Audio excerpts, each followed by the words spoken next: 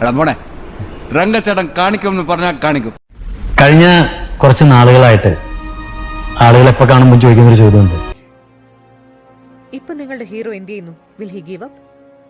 എന്തായി കത്തനാരെന്തായി കഴിഞ്ഞോ? കഴിയാറായില്ലേ? ഇതിപ്പോ കുറെ നാളായല്ലോ. മുറിവേറ്റ സിംഹത്തിന്റെ ശ്വാസം ഗർജനത്തെക്കാൾ ഭയങ്കരമായിരുന്നു.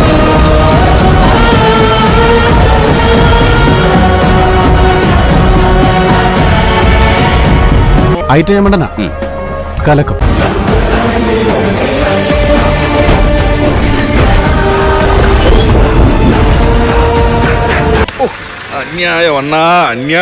കത്തനാര് സിനിമ ഇറങ്ങിയിട്ടുണ്ട്, സീരിയൽ ഇറങ്ങിയിട്ടുണ്ട്. പക്ഷെ ആ കത്തനാരൊന്നും അല്ല ഈ കത്തനാര്.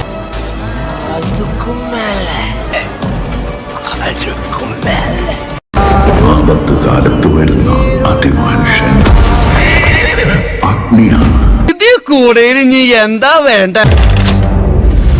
കണ്ടതും കേട്ടതും ഒന്നുമല്ല വരാനിരിക്കുന്നത്.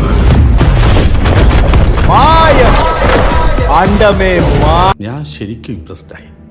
ഈ അടുത്ത കാലത്ത് അങ്ങനെ ഒരു കഥ വന്നിട്ടില്ല.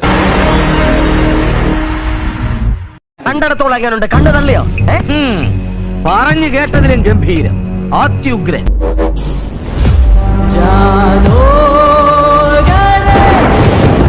പിള്ളേരുടെ പടം പിടുത്തം കൊള്ളാമല്ലടാ. പിന്നെ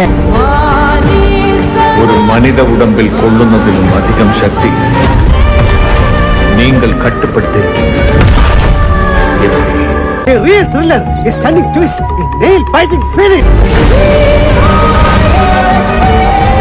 നിങ്ങൾ പറയുന്നത് വിശ്വസിക്കുക. വേണാട് ആപത്തിലാണ്. ഒരുപാട് എനിക്കുണ്ടായിട്ടുള്ള അനുഭവങ്ങൾ പോലെ തന്നെ സിനിമ കാണുന്നവർക്കും ഇതൊരു പുതിയ അനുഭവമാവട്ടെ എന്നാണ് ഞാൻ ആഗ്രഹിക്കുന്നത്, പ്രാർത്ഥിക്കുന്നത്.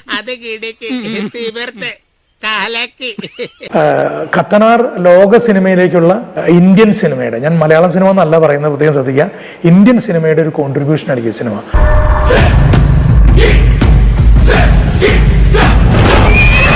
ആളുകൾ ഇങ്ങനെ ഞെട്ടിക്കുന്നില്ല, ത്രില്ലല്ലേ?